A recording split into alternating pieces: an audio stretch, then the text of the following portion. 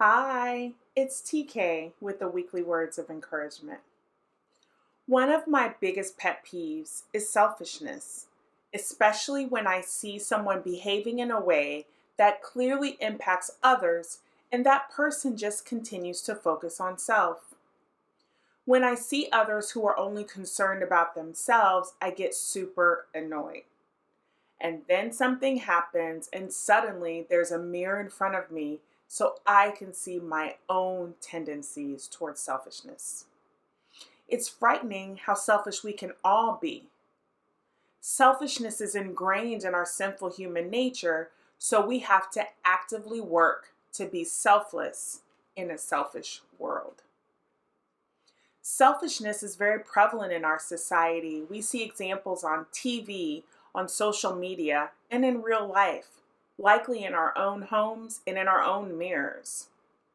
The Merriam-Webster online dictionary defines selfish as concerned excessively or exclusively with oneself, seeking or concentrating on one's own advantage, pleasure, or well-being without regard for others.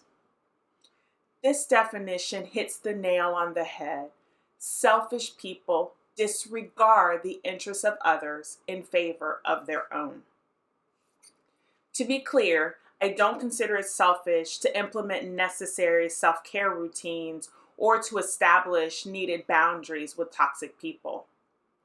Rather, I'm talking about a pattern of being concerned only about self, to the exclusion of others. Selfishness may manifest in a number of ways, such as lying, jealousy, envy, gossip, sexual immorality, anger, selfish ambition, pride, impatience, theft, even murder. We see selfishness from the beginning of human history. Genesis chapter 3, verse 6 tells us that Eve saw that the tree was beautiful and its fruit looked delicious, and she wanted the wisdom it would give her. So she took some of the fruit and ate it.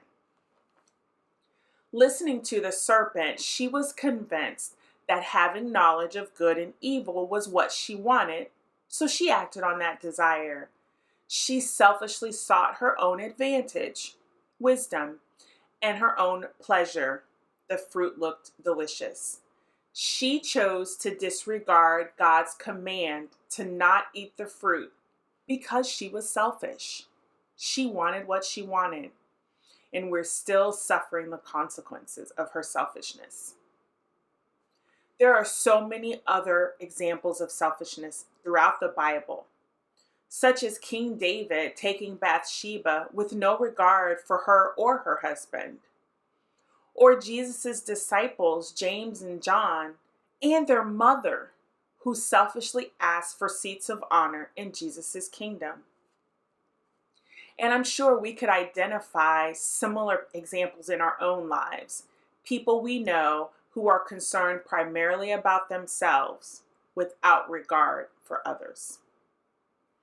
Rather than succumbing to our natural tendency towards selfishness, Christ followers are called to be selfless.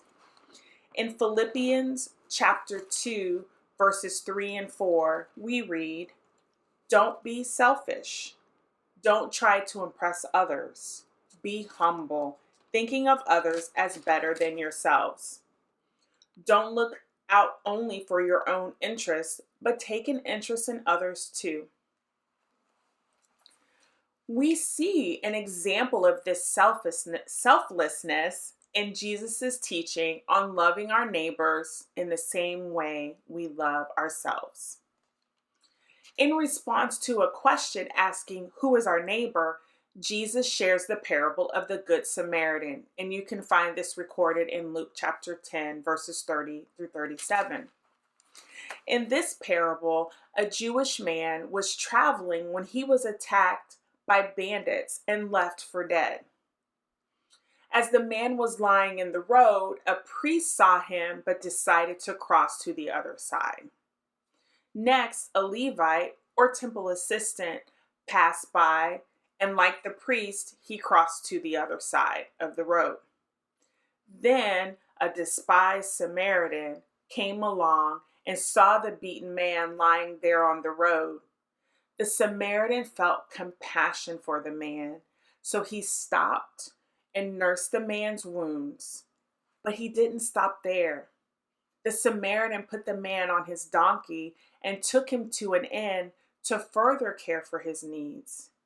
And before leaving the inn, the Samaritan gave the innkeeper money to continue caring for the man's needs. Luke chapter 10, verses 36 and 37 record that after telling this parable, Jesus asks, "Now, which of these three would you say was a neighbor to the man who was attacked by bandits?" Jesus asked. The man replied, "The one who showed him mercy." Then Jesus said, "Yes, now go and do the same." This Samaritan man was on his way somewhere, but he stopped his journey to help someone in need. Unlike the priest and the Levite, he didn't cross the road to avoid the man lying there, left for dead. We should follow the example of the Good Samaritan and take advantage of opportunities to be selfless, putting the needs of others ahead of our own. As a final note, this holiday season may be very challenging for some people. Lots of us struggle with depression and sadness during this time of year.